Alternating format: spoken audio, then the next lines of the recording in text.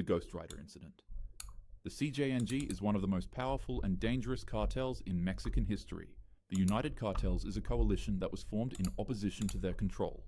And on a sweltering afternoon deep in cartel territory, a notorious man known as the Ghost Rider, in allegiance with the United Cartels, would find himself in the grip of one of Mexico's most feared criminal organizations. You see, Ghost Rider got his peculiar name from his horrific reputation.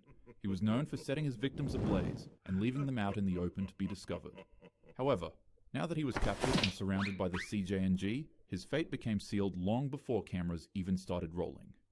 This cartel was not content with simply eliminating a rival.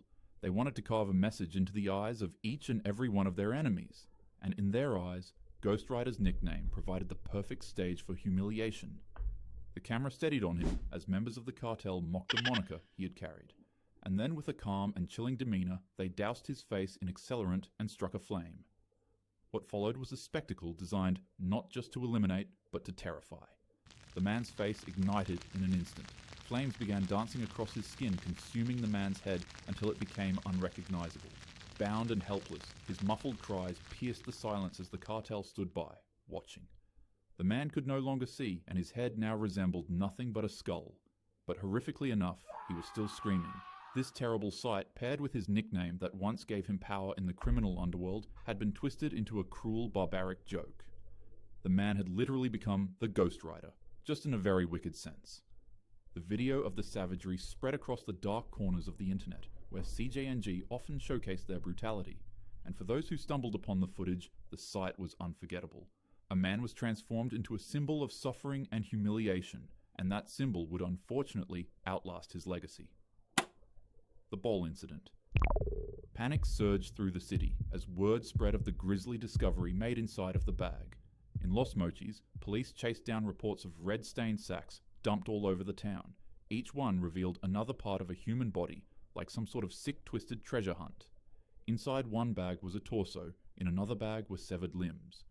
But the true horror that shocked the city came from a janitor cleaning the front of a city hall. While doing his job, he stumbled across a sports bag, but when he went to pick it up, a soccer ball bounced out of it. As it rolled over, the ball revealed that it was stitched with human skin. A man's face was pulled tight over the leather with its lips sewn shut, and a note beside it read, "Happy New Year, because this will be your last." In early January 2010, a 36-year-old man named Hugo Hernandez had mistakenly crossed into Sinaloa cartel territory, while they were in the midst of one of the bloodiest cartel wars in history against the Juarez. They immediately abducted the man, tied him to a chair, brought out a chainsaw, and well, the rest was history. This is just one of the hundreds of thousands of civilian casualties in this non-stop war.